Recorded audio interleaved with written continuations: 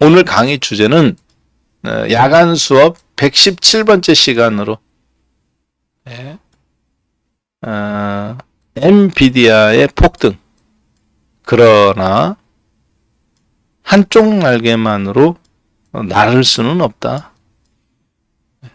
엔비디아 주가가 상승해서 나스닥 시장이 어제 1% 끌어올리긴 했는데 그것만 갖고는 역부족이라는 얘기죠. 엔비디아 하나 올라간 거가 지금 제가 봤을 때는 한쪽 날개예요. 굉장히 불안전한 형태. 더군다나 이 엔비디아 상승의 이유가 모건 스탠리의 강력한 추천 때문에 그렇습니다. 목표 주가를 $500까지 끌어올렸죠. 자, 그래서 오늘 강의는 여러분하고 해외 시장에 지금 있는 현상들을 한번 잠깐 살펴봐가면서 이야기해 보도록 하겠습니다. 자, 그리고 혹시 제가 서두에, 혹시 여러분들에게 제 방송을 오래 들으신 분들은 제가 항상 서두에 제 개인 신변 잡기 이야기를 항상 하는 것을 들으실 겁니다. 뭐 제가 축구를 하다 다쳤다든가, 휴가 가려다 그래서 못 갔다든가, 그 전에는 무슨 일이 있었다든가, 항상 방송 서두에 이런 얘기를 하죠. 왜 그럴까요? 많은 분들이 주식을 착각하시는 분들이 있어요. 어떤 착각을 하냐면 대부분의 개인 투자자분들은 주식에서 성공한 화려한 면만 보려고 그럽니다.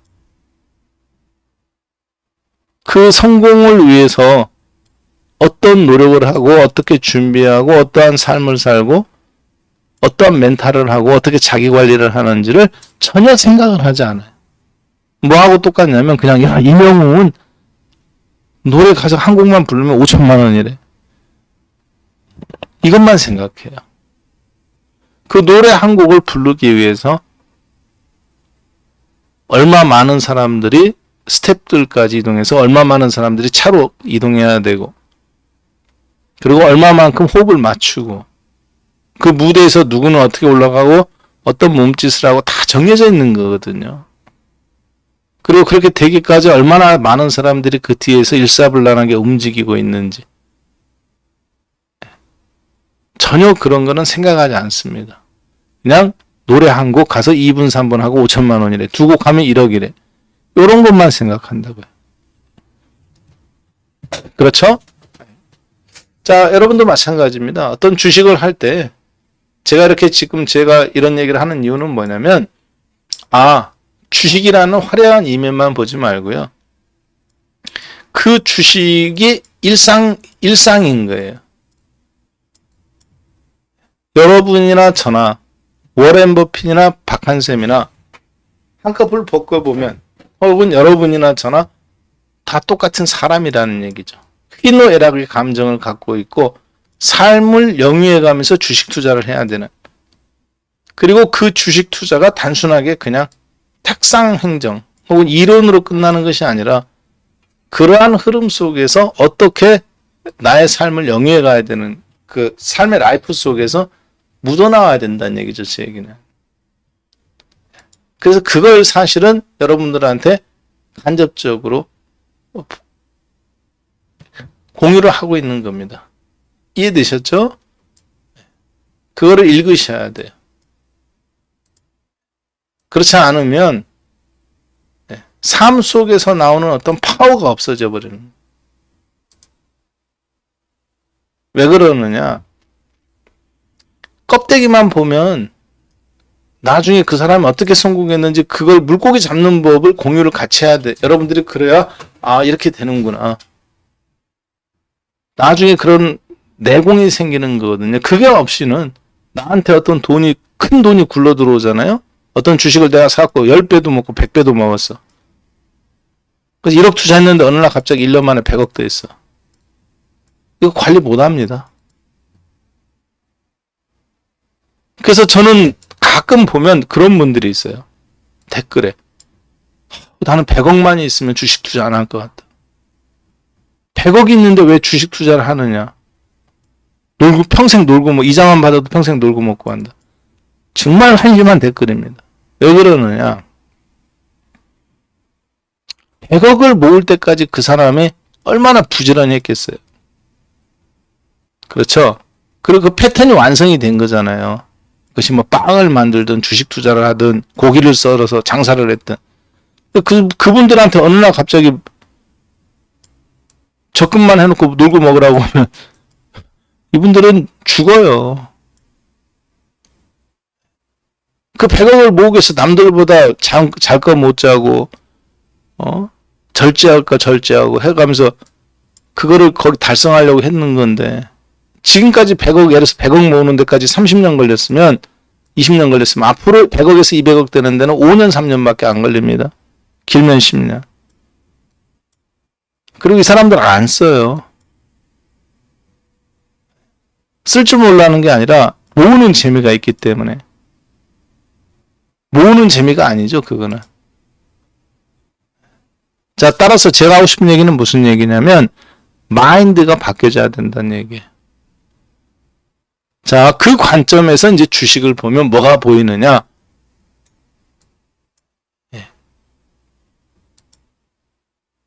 이런 것들이 보이기 시작하는 겁니다. 롯데관광개발, 한세실업, 영원무역, 코스맥스, 현대백화점. 이게 어느 날 갑자기 지금 올라온 것처럼 보이지만 사실은 남들 다 손절할 때 이런 종목이 바닥칠 때가 언제인지 아세요? 바닥치고 이렇게 턴어라운드 할 때가 2차 전지들이 폭등했다가 상투치고 지내놓고 보니까 상투친 타이밍입니다. 6월 말 7월 초. 현대백화점 계속 5년 7년 하락하던 종목이에요. 바닥 찍은 5만원 바닥 찍은 날이 지금 40% 50% 올랐는데 현대백화점이 6월 말 이때가 언제냐 7월 초가 코스닥 2차 전지 같은 이 종목들이 상투 친 타이밍이라고요. 어떻게 보면은 6월 말 7월 초 여기 구간이죠. 마지막 피날레로 급등 나왔다가 찍고 내려오는 지점. 아까 보셨지만 반대로 반대 국부에 있는 종목 뭐 파라다이스라든가 이런 종목들은 그러면 코스닥이니까 여기가 바닥치고 애들이 이제 움직이기 급락 나온 것 같지만 사실은 2차 전지들 올라갔다가 무너지기 시작한 지. 여기 애들은 얘가 폭등할 때 애들은 저가게 가면서 내려갔다가 사실은 폭등을 대비하는 거고 애들은 하락을 대비하는 거죠. 돈이 바뀌는 거예요. 돈의 큰 물줄기가. 왜 그러느냐? 이게 하루아침에 갑자기 팍 빠지고 팍 바뀌고 그러지가 않습니다. 과정이라는 게 어떤 건 길거는 3개월, 짧은 거는 1주. 이런 과정들이 반드시 거치게 되어 있거든요. 근데 지금 2차 전지는 시가총액 크기가 결코 작지가 않아요. 자, 따라서 그런 부분들 고려하셔서 움직이시면 지금 큰 흐름의 돈의 흐름을 보면 어떨까 싶은데요.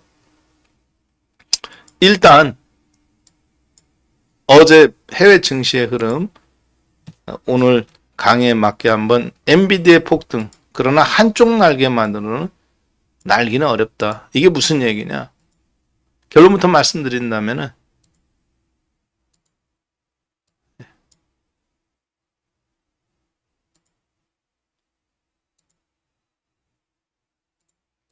잘 안 보이실 것 같은데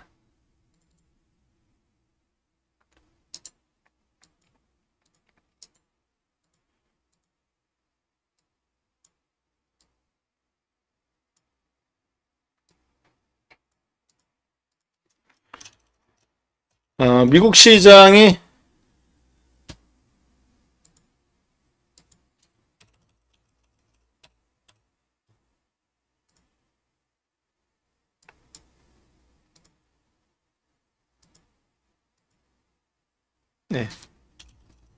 한쪽 날개로만 날기가 어렵다는 얘기가 무슨 얘기냐면 이 엔비디아입니다. 엔비디아하고 이제 반도체. 근데 그 다음 한쪽 날개가 있어야 돼요. 국내에서는 뭐 2차 전지, 혹은 미국에서는 뭐 테슬라나 혹은 애플이나 마이크로소프트 같은 이런 종목, 특히 테슬라 같은 종목이 받쳐줘야 되는데 지금 그렇지가 않습니다. 자, 그게 무슨 얘기냐?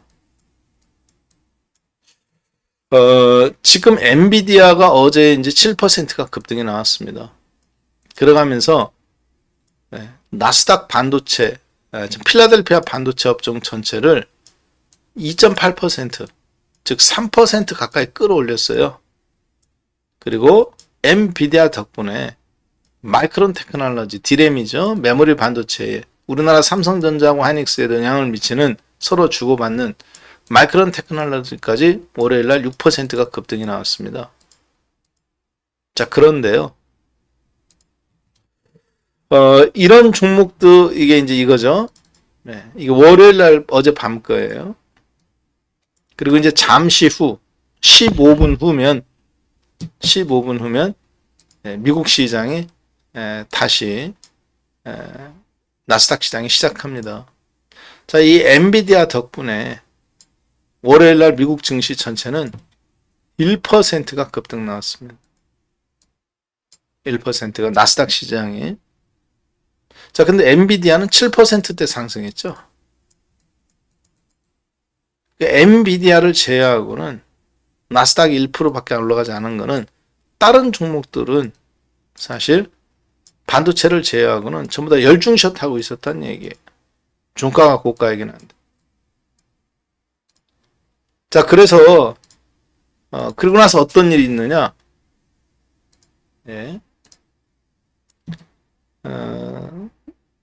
다우 30 종목에서도 가장 많이 올라간 게 인텔 2.25%, 나스닥 100 종목에서도 가장 많이 올라간 게 엔비디아 7%, 두 번째 마이크론 테크놀로지 6%. 자, 그러니까 이제 오늘 밤에 특별하게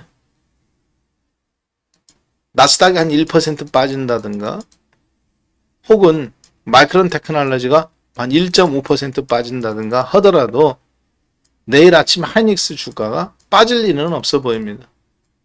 플러스 3%거나 한번 2.5% 이상 하이닉스가 상승 가능성이 높겠죠. 만약에 오늘 밤에 미국이 올라간다거나 엔비디아하고 마이크론 테크놀로지가 1% 이상만 올라가더라도 지금 시간의 거래에서 엔비디아가 보니까 지금도 꽤 강세를 보이고 있는데요. 자, 그래서 나스닥 선물이 마이너스 0.7%였다가 지금 엔비디아 덕분에 마이너스 0.44로 많이 줄였어요. 0.25% 정도 엔비디아 덕분에 반등이 이렇게 나오고 있는데 나스닥 선물이 개장 10분 앞두고 그렇죠? 네. 자, 따라서 그러한 부분들을 고려해 봤을 때는 지금 미국 시장은 엔비디아 덕분에 어제 반도체 전체가 상승, 그리고 스탠프 500으로 건너가 보면 마찬가지로 여기도 다 반도체 중심이에요. 엔비디아, 마이크론 테크놀로지, 즉 나스닥 100 종목에서 상승 상위에 있던 게 스탠프 500에서도 반도체 중심으로 브로드컴이라든가 어드밴스 마이크로 디바이스라든가 이런 종목들이 스탠프 500 내에서도 상승 상위 종목에 들어갑니다. 자, 그리고 이제 국제유가 강세로 말미암아 뭐 퍼스트 솔라라든가 모놀리식 파워 시스템 이런 어떤 에너지 및 신재생 에너지 중심의 전력 인프라 관련 종목들이 강세를 보이고 있습니다. 그러니까 월요일 날 국내 증시는 만약에 오늘 밤 미국 증시나 이런 게 특별한 게 없다면, 즉 1% 이상 하락이 없다면, 그리고 반도체가 2% 이상 하락하지 않는다면 2%까지도 하락이 용인된다는 거죠. 그 안으로만 하락하더라도 내일 국내에서는 삼성전자나 그리고 코스닥 시장의 반도체 관련 종목군들 그리고 하이닉스 웬만하면 특히 하이닉스 같은 경우 2%에서 3% 상승 출발해 가면서 국내 증시에 긍정적인 영향을 미칠 걸로 보여집니다. 문제는 뭐냐? 미국도 반도체 말고는 없다는 거예요. 테슬라 주가, 그렇죠? 자, 그리고 그동안 강세를 보였던 바이오 종목군들 마찬가지로 다 쉬어갔죠. 그리고 무엇보다 가장 지금 저는 문제가 되는 게 어떤 거냐고 보면 애플 그리고 마이크론 테크놀로지 이런 종목군들이 최근에 하락폭이 있습니다. 테슬라도 마찬가지고 마이크로소프트도 마찬가지고. 근데 그전에는 엔비디아가 이렇게 급등 나왔을 때 그 다음날 마이크로소프트라든가 그래 애플이라든가 그 다음에 아마존이라든가 이런 종목들이 동반 강세를 보여줬어요. 자, 그런데 어제장의 미국 시장은 좀 다릅니다. 보니까 엔비디아가 급등이 나왔는데도 불구하고 애플이라든가 테슬라라든가 이런 종목들이 떨어지다가 약간 반등 나오는 수준?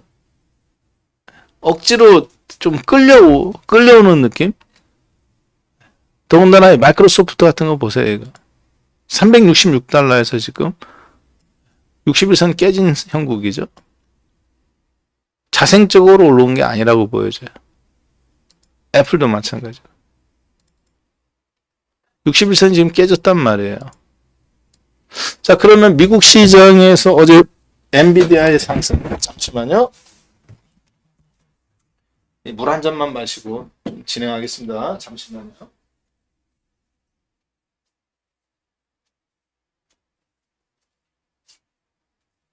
예. 아이고.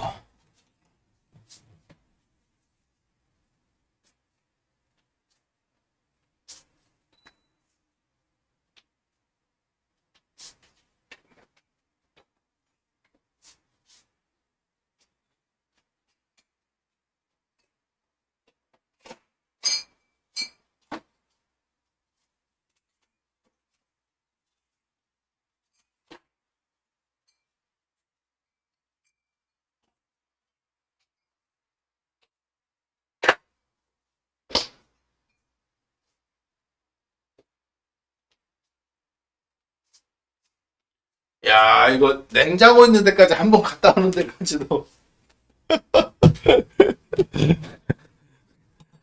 이게 바로 저 손만 뻗으면 있는 거리인데 몸이 불편하니까 이게 무슨 어디 충청도 버전이네요. 잠시만요 하고.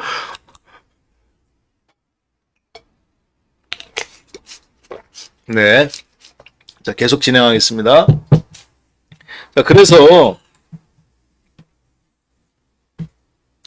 이 엔비디아 주가를 보면 시장이 더 올라갔어야 된다는 얘기죠. 제 얘기.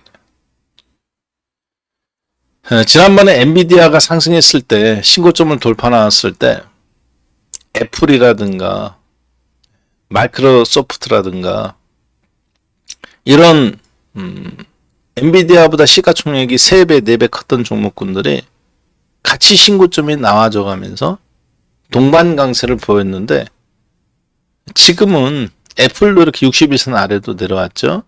마이크로소프트도 마찬가지지. 회복을 못하고 있어요. 보니까.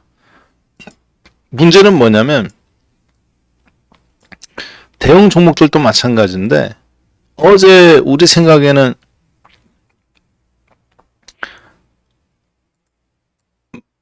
이렇게 급등이 나왔으니까 예. 저거 엔비디아가 이렇게 급등이 나왔으니까 유럽 증시라든가 이런 종목들이 동반 강세를 보일 거라고 생각했잖아요. 근데 지금 보니까 유럽 증시가 프랑스가 마이너스 0.92. 그나마 지금 이게 지금 1.2% 빠졌다가 반등 나오는 겁니다. 미국 시장 개장 앞두고 엔비디아가 지금 시간의 거래에서도 강세를 보이니까 그나마 지금 얘가 1.2% 빠졌다가 반등 나오는 거예요. 독일도 마찬가지죠. 1% 빠졌다가 지금 살짝 반등 나온 겁니다. 영국은 1.3%고. 자, 그러면 왜 생각을 한번 해봐야 되겠죠. 왜 미국 증시가 저렇게 상승하고 1% 나스닥이 상승했고 반도체가 올라오고 더군다나 지난번하고 똑같이, 예, 지난번하고 똑같이 엔비디아 중심의 이렇게 급등이 나왔는데, 지난번에는 여기에서는 25%이긴 한데, 시간의 거래에서부터 해서 25% 급등 나오긴 했죠. 더군다나 한 번에 신고점도 돌파가 나왔고. 그렇죠? 한 번에 여기도 신고점도 돌파가 나왔잖아요. 그냥 바로. 더군다나 이렇게 25% 급등해 가면서, 그래서 그 뒤로 애플이라든가 마이크로소프트라든가 이런 종목들도 신고점 나와가면서 테슬라 주가랑 이런 것들도 다 시장 전체를 견인했는데, 이번에는 좀 다른 것 같습니다. 그때는 양쪽 날개로 갔어요. AI 챗 GPT 열풍으로 말면. 자, 근데 지금은 엔비디아가 20%는 아니지만 7% 반등이 나왔으면 그 아래 반도체가 아닌 종목군들, 우리 애플이나 이런 것들도 호응은 최대한 해줘야 되는데, 제가 봤을 때는 별로 호응이 떨어진 폭에 비해서 호응도가 거의 없다고 봐야 될 것 같습니다. 심지어 마이크로소프트나 이런 거는 그냥 뭐 종가가 고가이긴 한데 다행히 거의 이 폭을 회복을 할 의지가 없어 보입니다. 왜 그럴까? 사실 저는 오늘 어제 미국 증시가 1% 상승했기 때문에 아시아 증시는 뭐 그렇게 기대하지는 않았다 치더라도 일본이 0.56 오늘 거예요. 네, 홍콩 마이너스 1%. 특히 홍콩 시장 보합 근처까지 올라왔다가 다시 또 그냥 그대로 마이너스 1%대로. 사실 2%짜리 하락인 거죠. 실질적으로 어떻게 보면은 전날부터 이렇게 계산하면 우리 쉴 때 내일 아침에 우리가 받아야 되는 충격을 계산해 보면 월요일 날 이제 어제 오늘 화요일이니까. 자, 그래서 중국의 대규모 경기 부양책에도 앞두고 별로 힘을 쓰지를 못했습니다. 자, 그런데 이게 이제 아시아 증시는 그렇다 쳐요. 지금 유럽 증시도 오늘 밤에 보니까 힘을 못 써요, 전혀. 어제 미국이 1%나 올랐는데도 불구하고. 지금 여러분들도 보시는 것처럼 이렇게 그나마 이게 좀 반등 나온 겁니다. 1%, 1.5% 빠졌다가 막 이런 식으로 1.3% 빠졌다가 1% 빠졌다가 0.7 3분의 1 반등 나온 거예요, 지금. 자, 그런데 왜 저런 현상이 나올까 생각을 하고 한번 잠깐 고민을 한번 해봤습니다. 무슨 얘기냐면 미국 시장에 반등이 나왔잖아요, 엔비디아가. 그리고 지금 실시간으로 시간의 거래에서도 또 상승이 나오고, 그리고 반도체 업종 전체가 강세인데, 이제 우리나라는 일단 하이닉스하고 삼성전자가 월요일날, 내일 참 수요일날, 특히 하이닉스 3% 정도 상승 출발할 가능성이 있겠죠. 자, 그런데 왜 미국 시장이나 참 유럽 증시나 아시아 증시는 못 올라갔을까 봤을 때 한쪽 날개만 있는 거예요. 지난번처럼 엔비디아가 올라갔을 때 그 뒤에 테슬라라든가 마이크로소프트라든가 애플이라든가 이런 종목들이 떠받들어 줘야 되는데 어제 그런 게 전혀 없었습니다. 그냥 예의상 얘들이 선도하지는 않았죠. 평균 혹은 그 잠깐 이하. 그래서 한쪽 날개는 있는데 두 번째 날개가 없어요. 자, 우리나라도 조금 비슷하게 나올 수도 있다고 생각합니다. 하이닉스는 있는데 2차 전지가 없을 수 있습니다. 특히 테슬라가 중국에서 판매량이 한 30% 정도 지금 저하됐다고 그러죠. 지금 중국 경기가 굉장히 안 좋습니다. 그래서 우리나라 레고랜드 사태 났을 때처럼 지금 중국이 부동산 경기가 갑자기 파산하는 회사들이 막 늘어나고 있어요. 그래서 중국 정부도 지금 이걸 막으려고 이번에 금리 인하처럼 대출금리 인하 나왔죠. 자, 그리고 테슬라도 중국 시장이 굉장히 우측되고 있으니까 판매량이 30% 급감하니까 판매 단가를 또 지금 인하 발표를 했단 말이에요. 그래서 사실 빠졌습니다. 수익성 악화 때문에. 가능성 때문에 앞으로 3분기. 그래서 이게 테슬라한테 독이 될 수 있다. 즉 중국 시장 판매량 30% 감소. 그리고 중국의 대규모 부동산 지금 도미노 파산 현상. 그리고 그걸로 말미암은 중국 벤처기업들 그러니까 이제 뭐 전기 자동차라든가 바이오라든가 이런 종목들이 대거 폭락이 나온단 말이에요. 그래서 여러분들도 아시다시피 CATL 주가가 지난 6개월 사이에 700위안에서 무려 250위안대, 즉 시가총액이 600조 원에서 지금 198조 원대로 폭락 나왔죠. 닝더스다이라고 하는 CATL 리튬 가격도 계속 폭락하고, 그래서 국내 시장도 내일은 반도체가 강세지만 2차 전지가 사실 어떻게 될지 모르겠다. 왜냐하면 테슬라 주가 약세라든가, 그리고 이제 중국 시장에서 2차 전지의 문제들, 부동산 시장의 문제가 돈이 회수가 돼가면서 마치 우리나라 레고랜드 사태 때 건설 회사들의 위기가 닥쳐가면서 시장에서 돈들이 회수가 되는 현상, 경색이 잠깐 일어난 것처럼. 자, 그리고 그러한 이유들 때문에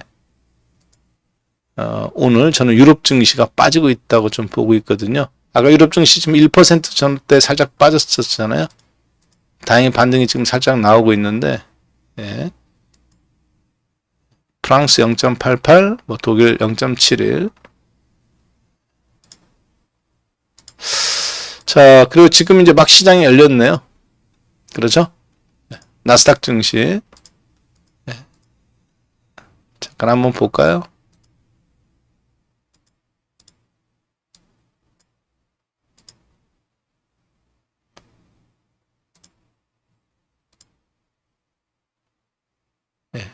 나스닥 플러스 마이너스 0.29. 예. 지금 시장이 막 열렸는데 나스닥 증시 마이너스 0.29, 스탠앤푸어 마이너스 0.4, 예. 다우 마이너스 0.38. 뭐 시초가에 이 정도면 괜찮은 것 같습니다. 예. 시초가에 이 정도면 유럽 증시가 1% 빠지고 있는데 전날 1% 올렸던 미국 증시가 이 정도 하락이면 마이너스 0.7에서 반등이 많이 나온 거죠. 그렇죠? 이 정도면 괜찮은 것 같아요. 미국 별로 안 빠진 겁니다, 사실. 네, 그 종목들 잠깐 보니까 뭐 대부분 엔비디아 1.5%, 엔비디아는 1.5% 상승. 전날 7% 오른 거니까 이틀 늦어가면 8.5% 상승이네요. 그렇죠? 네. 자, 문제는 이제 그런데 왜 한쪽 날개일까?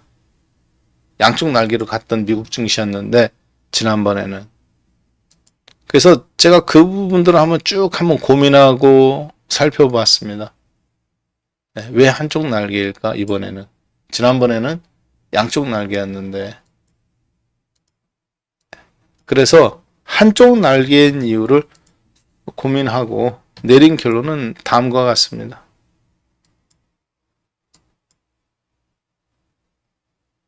예.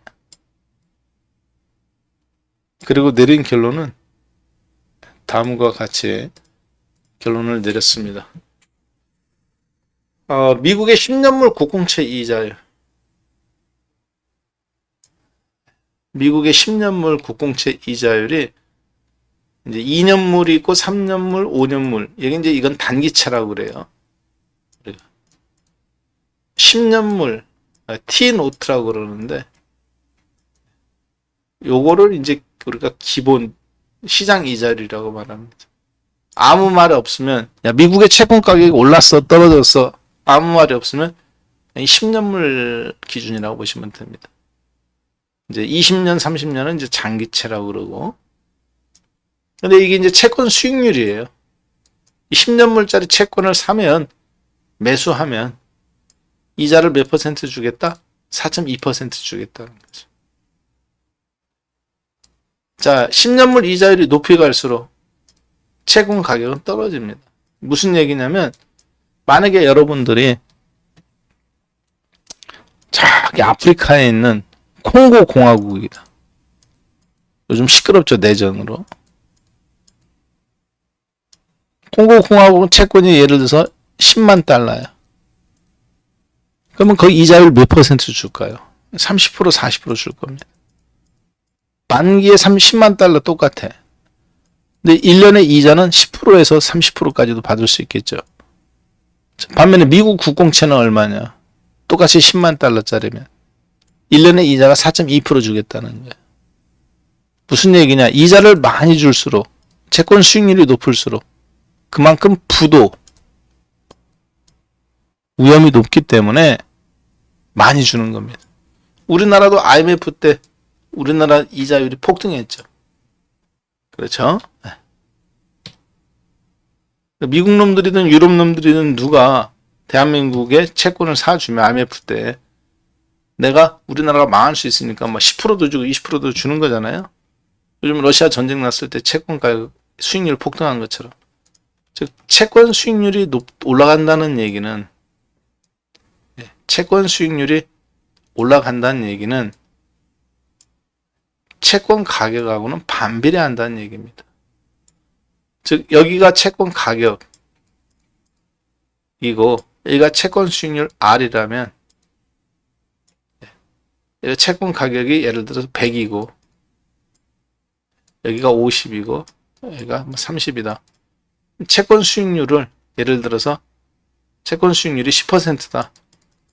그럼 채권 가격이 폭락 나왔다는 얘기. 채권 수익률이 1%다.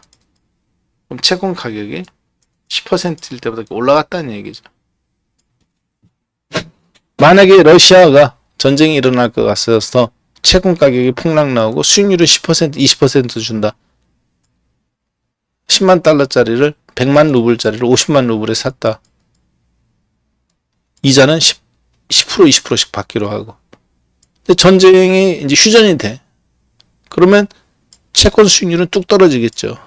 5%대로. 채권 가격은 급등하겠죠.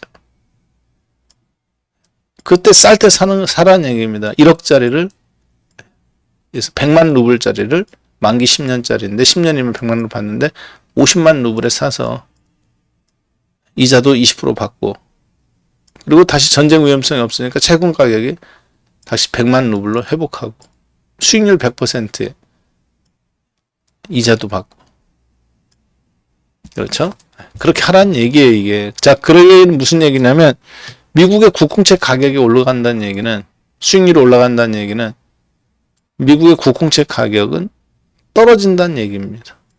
즉 수익률 R과 그리고 채권 가격 예를 들어서 P의 가격이 있다. P라면 반비례라는 얘기죠. 채권 가격이 떨어지면 수익률이 떨어지면 채권 가격이 올라가는 건데 결국은 미국의 국공채 가격이 채권 가격이 떨어진다는 얘기는 그만큼 미국이 둘 중에 하나죠. 채권을 많이 발행했든가 신용평가 하향 조정돼서 실질적으로 채권 가격이 신용평가를 떨어졌다. 시장에서 싸게 거래되는 겁니다. 자, 그런데 주식시장에 베팅하는 사람들도 있지만 채권이 훨씬 주식보다 큰데 최근에 미국의 채권 수익률이 4.22까지 올라갔다는 얘기는 이게 지금 제가 봤을 때는 굉장히 위험한 단계 90% 이상 턱걸이한 거거든요. 채권 수익률이 4.4가 돌파가 나오면 최근 코로나 이후에 가장 높게 올랐던 채권 정점을 돌파 나온 겁니다. 자, 거기에다가 얘는 올라가는데 30년물짜리는 떨어진다. 10년물짜리가 30년물짜리보다 채권 수익률이 높다. 그러면 그 채권 역전 현상이라고 그러거든요. 이미 단기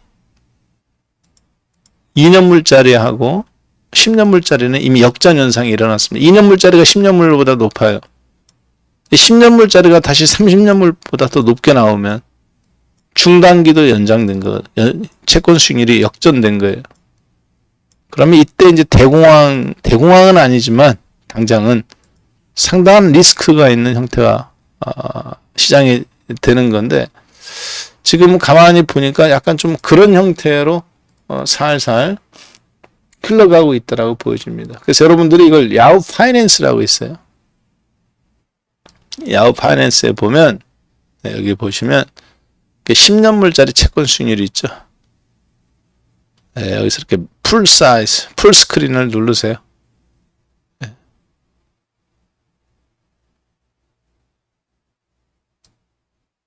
풀 스크린이. 네. 그래서 이런 부분들이 일단은 우리가 봤을 때는 예.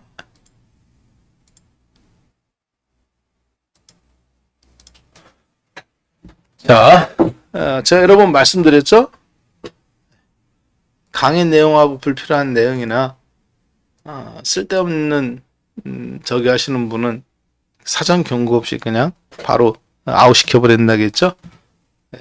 만덕행복님 저분은 뭐 누가 보면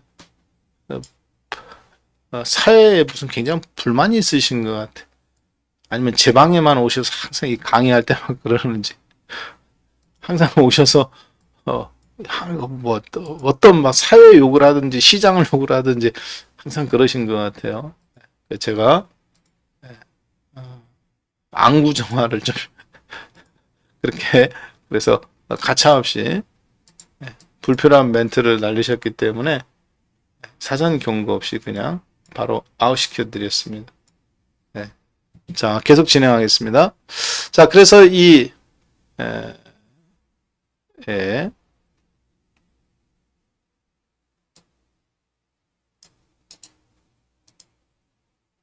아이고, 좋으시겠어요, 만덕행복님. 그렇죠. 만덕행복님은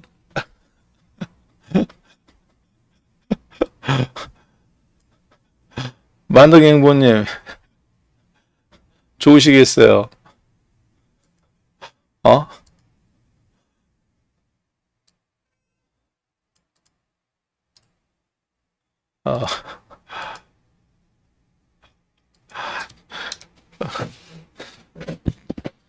어. 부럽습니다, 만덕행복님. 보니까 뭐 아주 막 입에 쌍욕을 하시는데 족가는 소리 말고 너 같은 건 사라져라. 제가 블라인드 처리는 했습니다만 만덕행복님 좋으시겠습니다. 그렇죠. 무슨 밤 까는 것도 아니고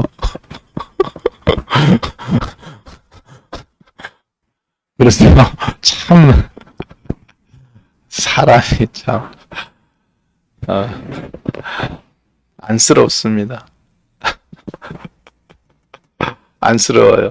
자, 그리고 만덕행복님은 제가 이거 사진 찍어서 저거 금감원에 신고를 할게요. 네, 지금 여기서 제가 사진 찍어서 금감원에 좀 신고 좀 해놓겠습니다. 저분은 제가 봤을 때 그냥 놓으시면 안 될 것 같아요. 다른 분들한테도 방해가 되고 상습적이시고, 예전에도 한번 그러셨죠. 제가 변호사를 통해서 사무장님 증거 수집하셨죠? 사무장님도 사진 좀 찍어 놓으세요. 증거 수집해서 내일 금감원에 신고도 하고 회사에도 신고해서 저분은 그래서 정식적으로 저희가 고발 조치를 하겠습니다. 만덕행복님, 네. 제가 그 부분은 분명하게 말씀드릴게요. 사무장님도 사진을 좀 찍어 놓으세요. 왜냐하면 저분은 제가 봤을 때 입에 담을 수 없는 여러 이 공개된 창에서 욕도 하시는 것도 문제지만 어, 여기서 이렇게, 여기에 지금 많은 남녀노소 많은 분들이 계시잖아요. 그렇죠? 네. 그리고 많은 분들이 또 시간도 뺐지만, 음, 저게 지금 처음이 아니란 말이에요. 사실이 아닌 소문들도 막 퍼뜨릴 수도 있는 부분도 있고, 그래서, 이 부분은 제가 일말의 어떤 가참의 용서 없이 단호하게 좀 대처하도록 하겠습니다. 네. 아셨죠? 네. 네. 기다리세요, 만덕행복님. 네, 요거 아이디 회사에 공식적으로 개인정보 요청해서 금감원 해도 그 부분은 저희가 변호사님을 통해서 제가 공식적으로 만덕행복님은 왜 그러신 건지 모르겠는데 네, 강력하게 대처하도록 하겠습니다. 그리고 지금은 다른 분들한테 방해가 되기 때문에 요거 제가 채팅 못하게 좀 막아 놓을게요. 아셨죠? 네. 다른 분들의 다 같이 저거를 위해서 공익을 위해서 강의에 좀 집중하도록 많은 분들은 지금 내일 당장 내가 갖고 있는 종목이 어떻게 될지 그리고 하이닉스가 어떻게 해야 될지 우리나라 반도체 지수는 좋지만 미국 시장에 이런 어떤 10년물 국공채 이자율이나 유럽 증시 하락 이런 부분들 때문에 어떻게 대처해야 될지 그런 고민 속에서 지금 여기에 이렇게 딱 계시단 말이에요. 고민과 기대와 그리고 뭐라도 하나 더 지금 준비할 마음으로. 그런데 그분들의 시간을 지금 저분이 완전히 다 이렇게 뭐라 될까요?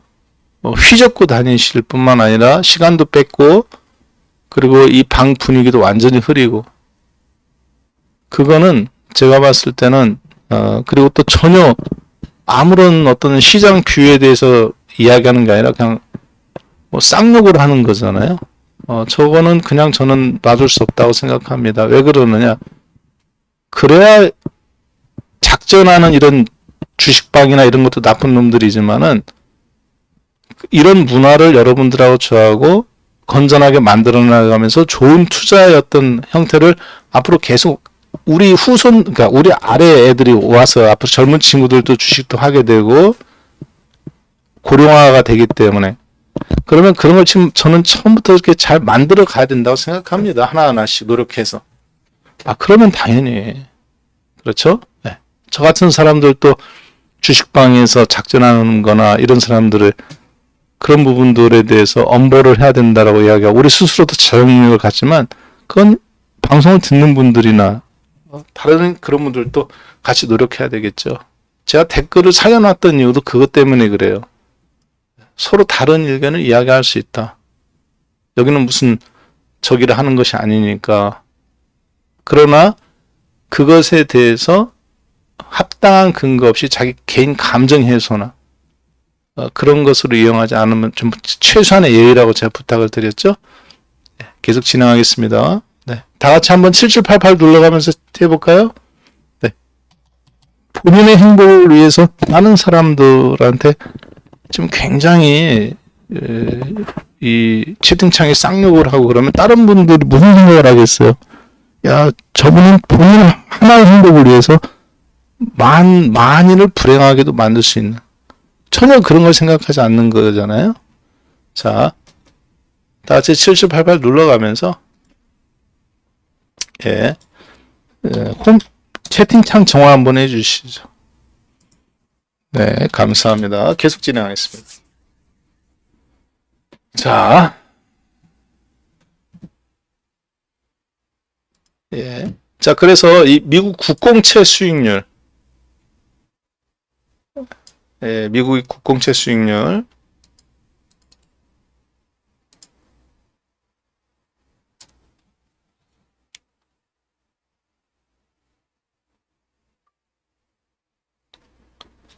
예.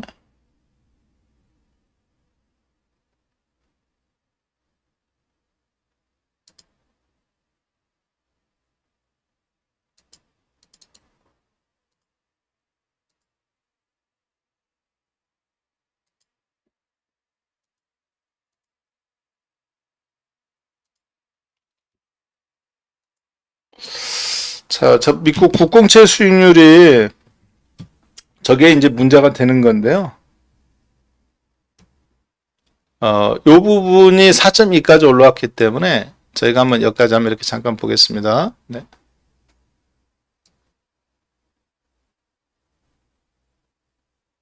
아까 여기였죠?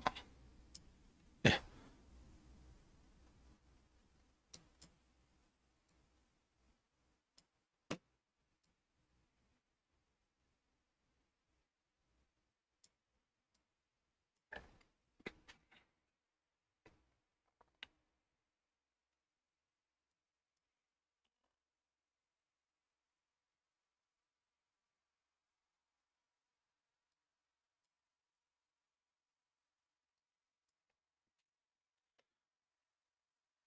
이게 지금 10년물 국공채 수익률, 제가 한번 일주일짜리를 한번 만들어 볼게요.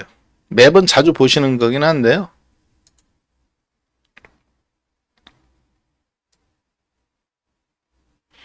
현재 이게 이제 4.2고, 그러니까 4.2인데, 코로나 이후에 2020년도,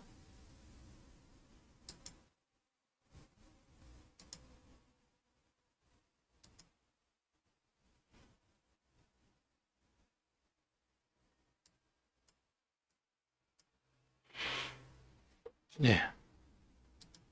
이렇게 누르면 이게 얘가 줄어드는구나. 안 되겠다. 여기가 지금 보시는 이 부분. 이게 지금 제가 주봉으로 그린 겁니다. 그러니까 2020년도 이 부분이 코로나예요. 유튜브로 보시는 분들이 잠깐 안 나오실 것 같아서 이 부분 조금 이렇게 제가 이렇게 하겠습니다.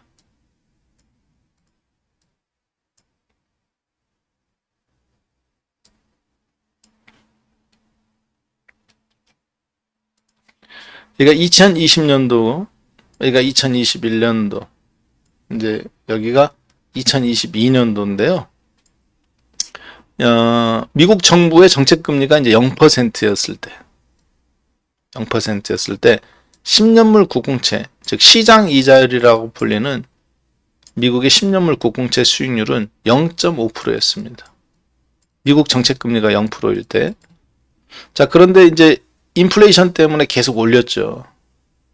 참 계속 올린 게 아니라 이제 시장 금리가 먼저 선행해서 상승합니다. 1%로. 이때부터 이제 미국도 정부도 금리를 뒤따라가면서 올리기 시작했는데 코로나 이후에 가장 많이 올라갔던 지점이 뭐냐면 4.4예요. 일봉으로 보면. 주봉으로 보면 4.2로 나오는데 일봉으로 보면 4.4입니다. 이 지점이 왜 위험한 지점이냐, 4.4가. 지금 보시면 지난 40년 동안, 지난 40년 동안 미국의 10년물 국공채 수익률은 계속 하락해 있습니다. 심지어 서브프라임 때 미국의 10년물 국공채 수익률이 몇이었느냐? 5를 살짝 넘겼어요. 5.5까지 올라갔습니다. 자, 그런데 잘 보세요. 2007년도 서브프라임 때, 그때 서브프라임이 일어났는데 미국의 10년물 국공채 수익률이 5.5였어요. 5를 넘어서서. 자, 그런데 지금 4.2죠.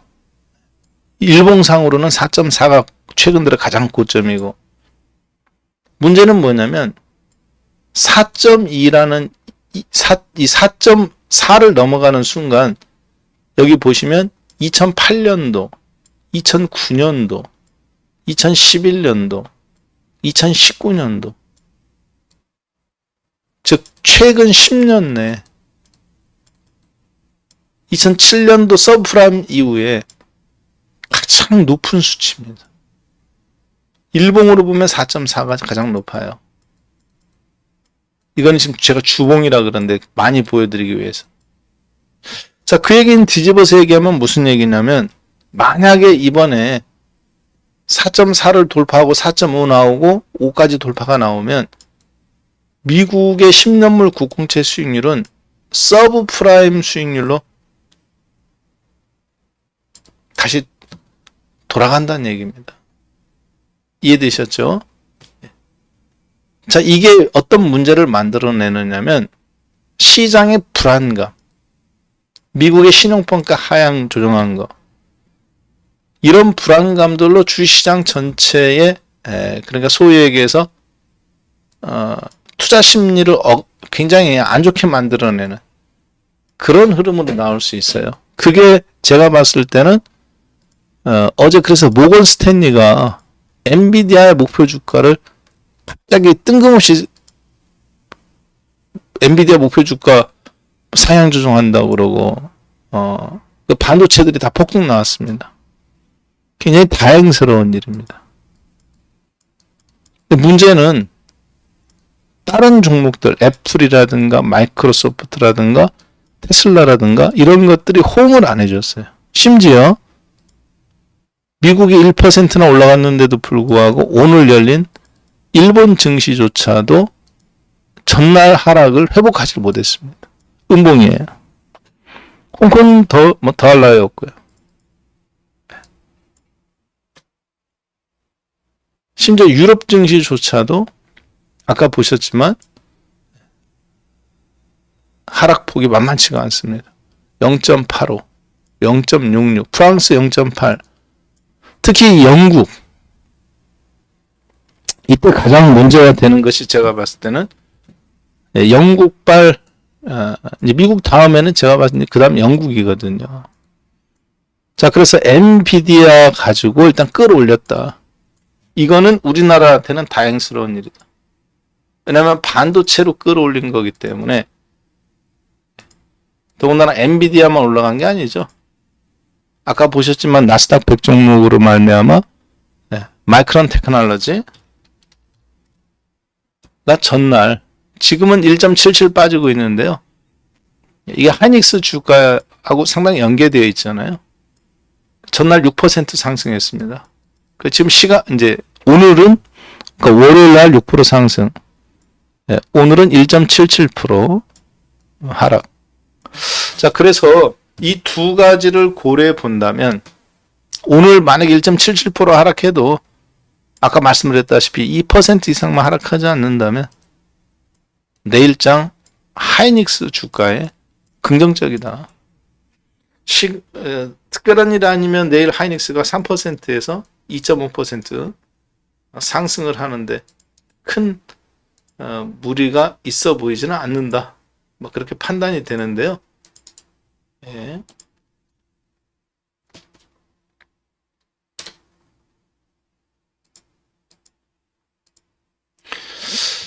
자, 이 부분은 다행이다. 그런데 미국 시장도 한쪽 날개로만 날 수는 없다. 지금 엔비디아가 지금 시간의 거래에서 3% 상승하고 있습니다. 자, 잘 보시면 나스닥 100 종목이에요. 나스닥 100 종목인데 나스닥 100 선물 엔비디아 3% 상승, 그 다음 두 번째 상승한 종목이 1.1%, 나머지는 다 1% 이하죠. 상승 21개, 하락이 80개. 그러니까 엔비디아 하나만 갖고 지금 억지로 끌어올리는 거예요. 근데 이게 엔비디아 실적에 대한 뭐 기대감이나 이런 게 아니라 새로운 게 나온 게 아니라 그냥 모건 스탠리가 엔비디아 주가에 대해서 목표 주가를 $500 상승시키고 그 특정 자문사가 끌어올리고 미국 내에서 거의 그런 형태입니다. 그러다 보니까 종목 수는 80개가 하락하고 상승한 건 20개 정도. 특히 지금 대중국 관련 종목 핀디오디오, JD.com 그리고 이제 여기에서 루시드 모터스, 테슬라와 더불어서 이 루시드 모터스가 가장 제가 봐도 이게 이제 우리나라한테는 또 이제 2차 전지에 영향을 미친단 말이에요. 그래서 지금 국내 증시는 미국 증시의 움직임과 이런 어떤 주말에 있었던 흐름을 좀 분석해 본다면 저희는 좀 이렇게 생각해 볼 수 있을 것 같습니다. 이번 주 내일장은 삼성전자와 하이닉스 반도체에 대한 기대감으로 주가는 반등이 나올 수 있다. 반도체는 상승하는 쪽으로 끌어올릴 수 있다. 반면에 2차전지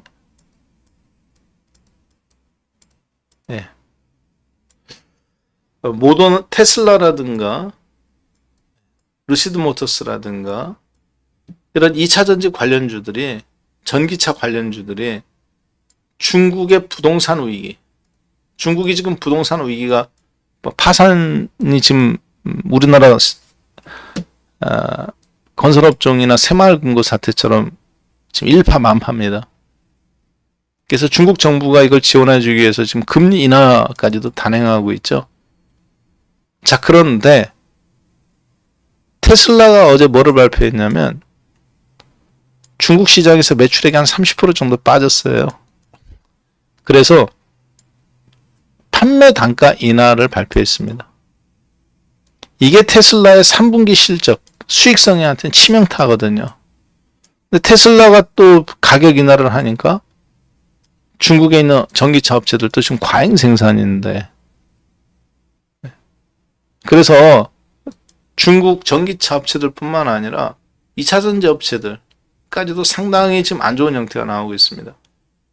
이 부분은 또 국내 2차전지 업체들한테는 또 부정적이란 말이에요. 에너지 엔솔이라든가 삼성 SDI, 포스코 퓨처 M, 그리고 코스닥 시장의 에코프로 BM이나 SFA, LNF한테는. 반면에 포스코 홀딩스는 좀 다른 뉴스가 있습니다. 자, 그래서 내일은 반도체한테는 긍정적으로 보인다. 삼성전자나 하이닉스한테는. 지수를 끌어올릴 수 있다. 반면에 2차 전지들한테는 테슬라가 오늘 밤 뭐 상승폭을 키우지 않는 이상 엔비디아는 올라오는데 테슬라라든가 애플이라든가 이런 것도 떠받쳐 줘야 되는데 이게 안 된단 말이야. 한쪽 날개란 말이야, 지금. 이 부분은 또 주가를 갉아먹는 요인이다. 현재까지만 놓고 보면. 자, 그런데 그 가운데 포스코 홀딩스는 그동안에는 2차 전지로 분류됐는데요.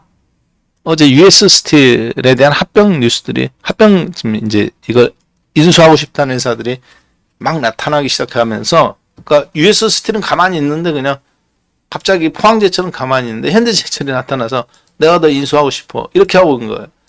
그래서 지금 미국의 철강 업종들이 어제 급등 나왔습니다. 그래서 포스코 홀딩스는 2차 전지주가 아니라 2차 전지가 아니라 철강 업종으로서 내일 강세 가능성이 있습니다.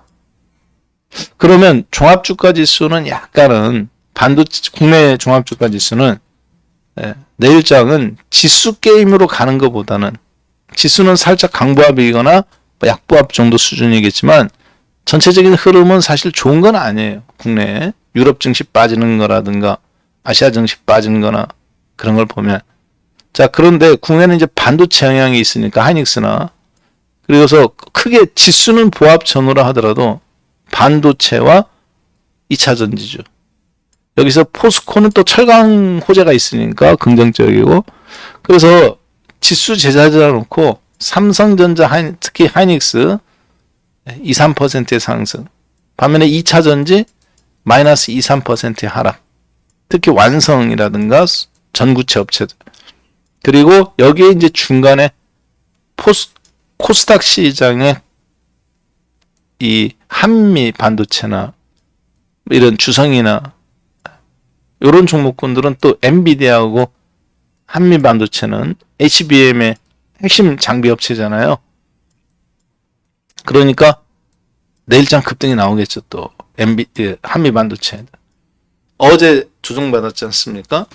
그래서 코스닥 시장의 반도체 업종들은 긍정적인데 2차 전지 업종들은 조금 부정적입니다. 그래서 지수는 제자리인데 종목 널뛰기가 이번 주에도 지난주처럼 상당폭 나올 가능성이 좀 높아 보인다. 그런데 전체적인 흐름은 해외 증시 움직임이나 지금 이런 거 봤을 때 엔비디아가 그렇게 선전했는데도 불구하고 지금 프랑스 지수가 마이너스 1%. 그러니까 이거는 지금의 미국 시장한테서 실망한 게 아닙니다. 어제 미국 시장 1% 상승으로 끝났는데 오늘 오후 4시에서 다시 열린 유럽 증시가 어차피 시작부터 폭락이었어요.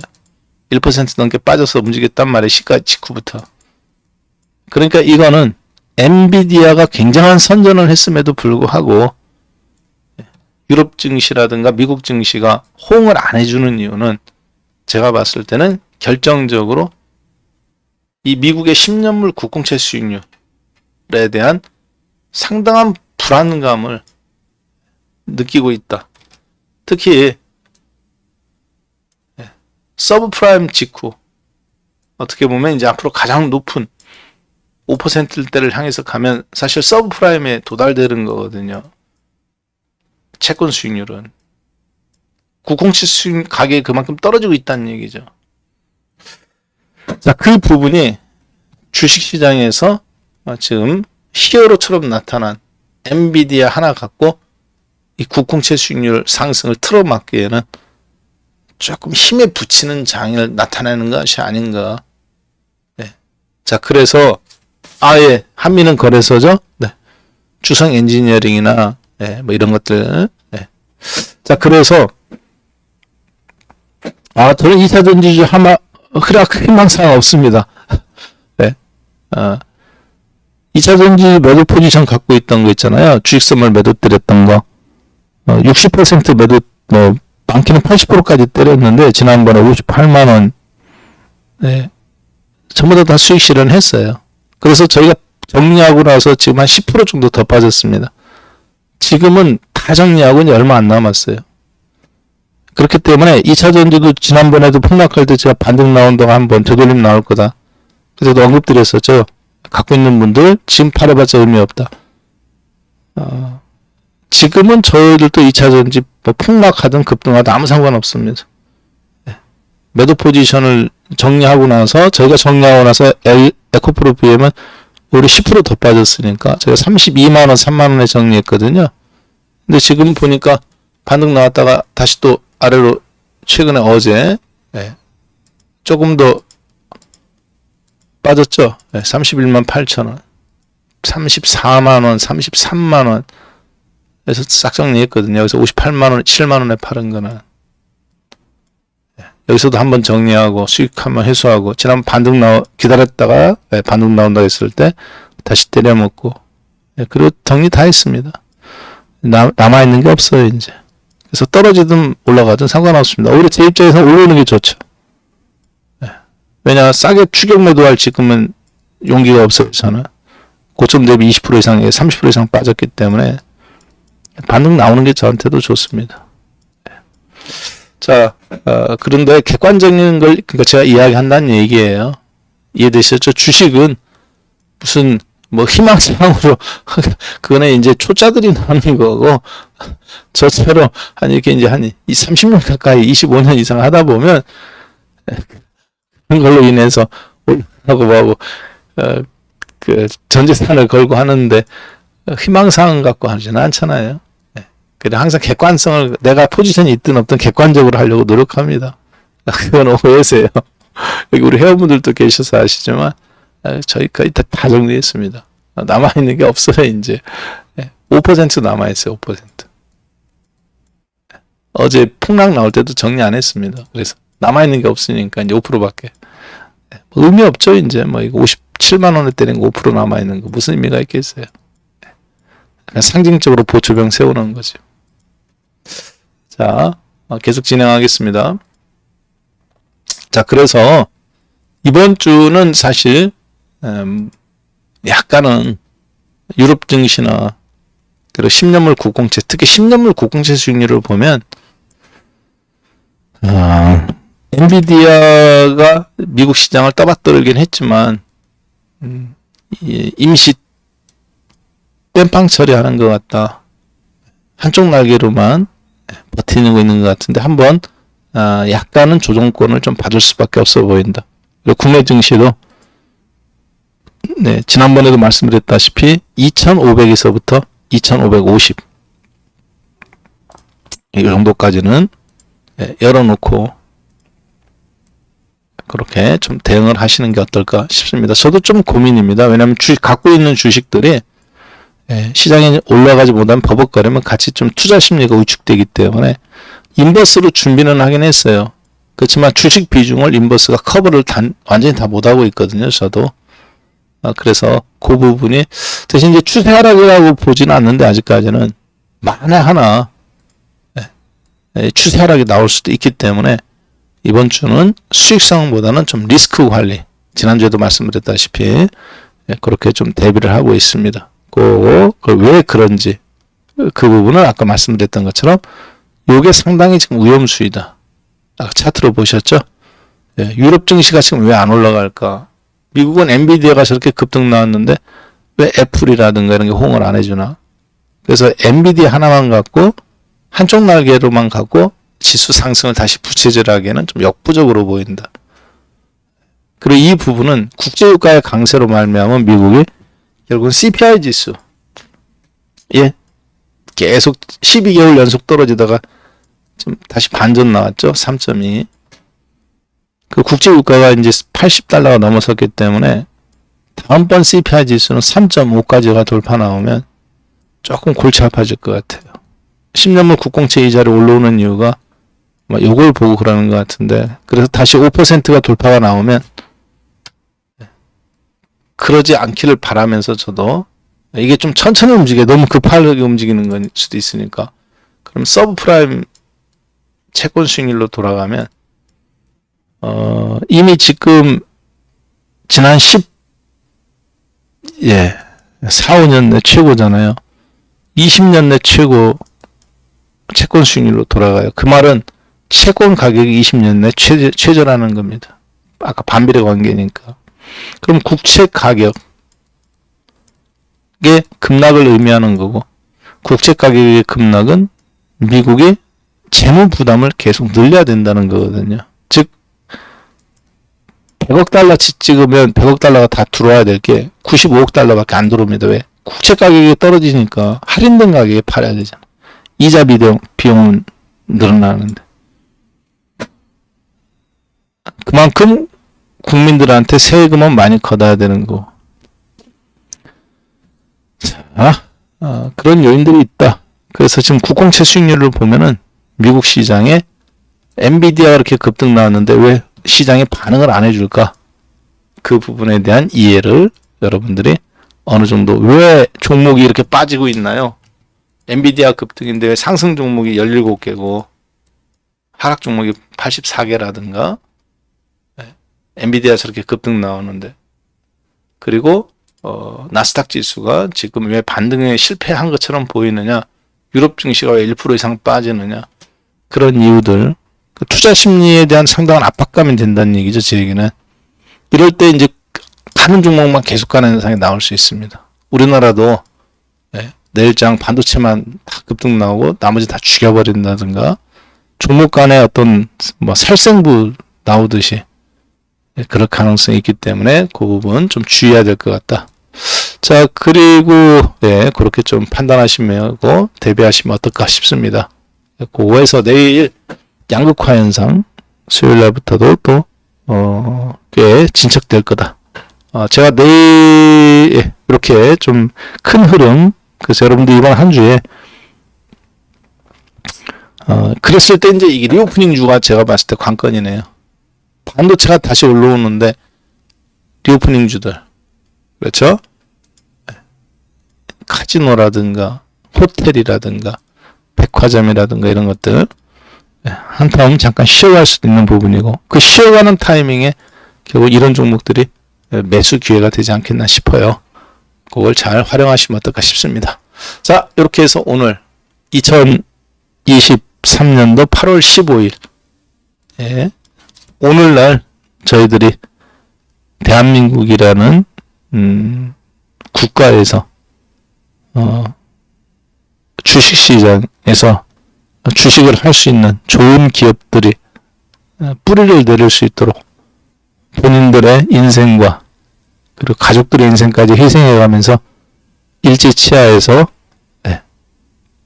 조국의 독립을 위해서 헌신하신 많은 독립투사 님과 그리고 조국에 선신하신 보이지 않는 곳에서 애국지사분들께 다시 한번 머리 숙여 감사의 말씀, 모르는 참 부족하지만 깊은 마음에 감사함을 표하면서 오늘 8월 15일 박한쌤의 야간 수업 117번째 수업을 마무리 짓도록 하겠습니다. 늦은 밤까지 함께 해주신 여러분들께 다시 한번 진심으로 감사드립니다. 네. 그러면 이렇게 해서 오늘 마무리 하도록 할까요? 네. 자, 7788로, 815니까 815 인사해 가면서 마무리 짓도록 하겠습니다. 네. 감사합니다. 네. 네. 저는 다음 주는 일요일입니다. 다음 주는 일요일. 이번 주만 특별하게 오늘 한 거고요. 다음 주는 일요일이에요. 왜냐하면 이번 주만 이렇게 쉬는 타이밍이라든가 이렇게 한 거고, 다음 주에는 일요일입니다.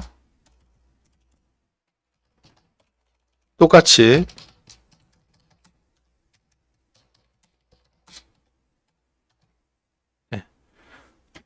진행합니다. 오늘 이번 주만 특별하게 이렇게 진행한 거예요.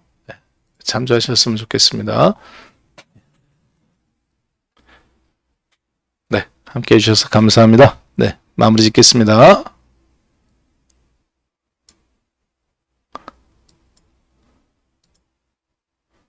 네, 편한 밤 되십시오. 고맙습니다.